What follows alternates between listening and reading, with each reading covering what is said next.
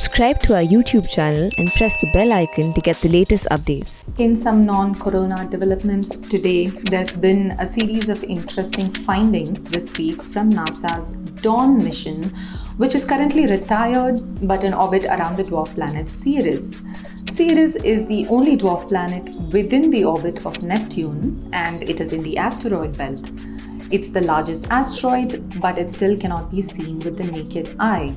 In this episode, we're going to talk about Ceres, prompted by the latest finding, published across multiple papers that Ceres currently does have an underground liquid saltwater ocean. And we're also going to talk a little bit about Vesta, the other largest body in the asteroid belt that Dawn also explored. My name is Sandhya Ramesh, and this is Pure Science. Ceres is the only astronomical body in the asteroid belt today that is almost completely spherical in shape and is rounded by its own gravity. This shape and rounding by its own gravity is one of the three criteria for a body to be defined as a planet. The other two are, of course, that the body should orbit the sun and that it should have cleared its neighborhood or be gravitationally the most dominant body in the path along its orbit. Ceres and also Pluto and the other dwarf planets usually tend to lose out on the gravitationally dominant criteria. Now, Ceres we know is different from other asteroids. It is partially differentiated, which means that early on in its evolution, it did try to form a core. It has a mantle/core made of mud and rock and ice and a thinner crust of almost 30% ice. The surface has a lot of ice volcanoes or cryovolcanoes where instead of lava, ices are expelled from under the ground. There are two other bodies in the asteroid belt which are also differentiated. The one that's differentiated properly is Vesta. Vesta is a protoplanet, which means that it's an early prototype of a planet that never finished forming fully. It is this fully differentiated core of Vesta that makes it a protoplanet. It has a crust of cooled lava and a rocky mantle within it, and then inside a core that's made of iron and nickel, which is very similar to the interior of the first four terrestrial planets, Mercury, Venus, Earth, and Mars. Vesta witnessed a huge impact at some point in its history, some 1 to 2 billion years ago, which flung off a lot of material from the asteroid, altering Vesta's outer physiography and giving rise to thousands of pieces of meteorites, which we've even recovered on Earth. The Rhea Silvia crater near the South Pole is almost 500 kilometers wide, which is almost 95% of Vesta's own diameter. There is a central peak that rises up from this Rhea Silvia crater, and it rises up to 31 kilometers. This peak, which is in the middle of Rhea Silvia crater on the asteroid Vesta, is the tallest peak in our solar system. Ceres and Vesta are the two largest bodies in the asteroid belt.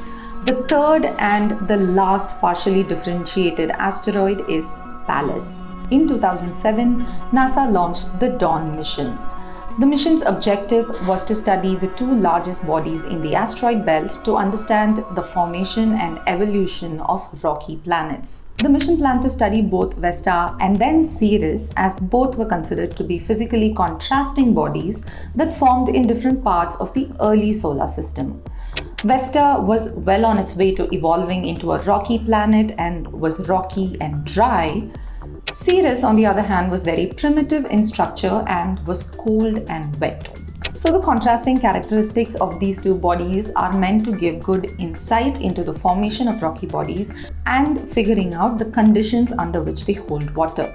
Dawn's data revealed, among findings like ancient streaks on the surface through asteroid impacts or gullies that were formed by past running water, it also showed that Vesta was the last of its kind, the only remaining body that is a large planetoid and formed when other rocky planets formed. Despite this, Ceres was the body that astronomers were more excited about than Vesta because, as you might have guessed, of the presence of liquid water.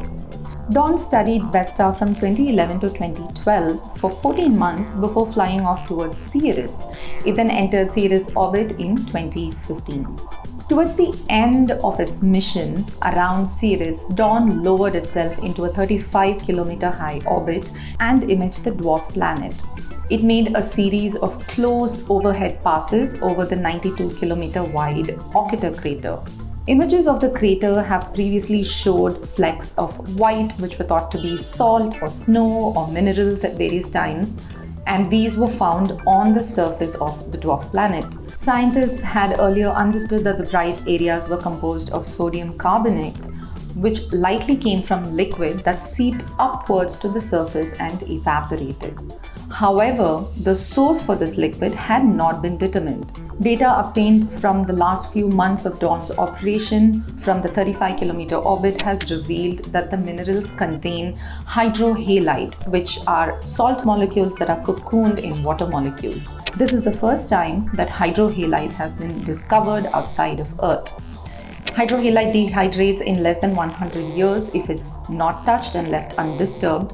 So the fact that we can observe it on Ceres' surface right now leads us to conclude that liquid water was present less than 100 years ago on the surface. In fact, the most notable finding that came from the Dawn mission right now is that the data indicates that liquid water is indeed present as an ocean under the ground in Ceres right now.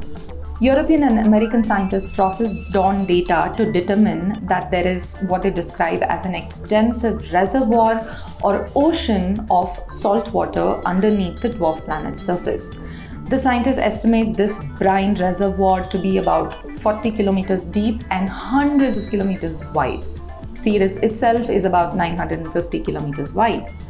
Scientists think that the colossal impact which formed the Ocketer crater also created fractures on the outer skull of the dwarf planet, and these fractures allow for salt water to reach the surface from underneath by percolation even today.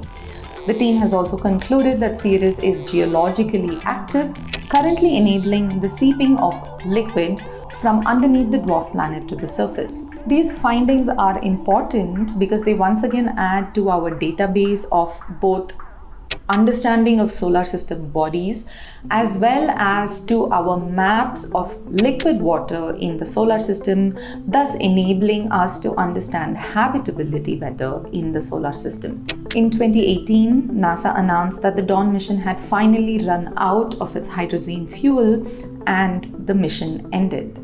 The spacecraft is currently in an uncontrolled orbit around Ceres. Most planetary missions that launched years ago have now reached their end. As we continue to work on data from these missions and we continue to launch spacecraft towards Mars, astronomers are now calling for more exploration into places like the asteroid belt and the outer solar system with the ice giants Uranus and Neptune to further our quest into demystifying the solar system that we inhabit.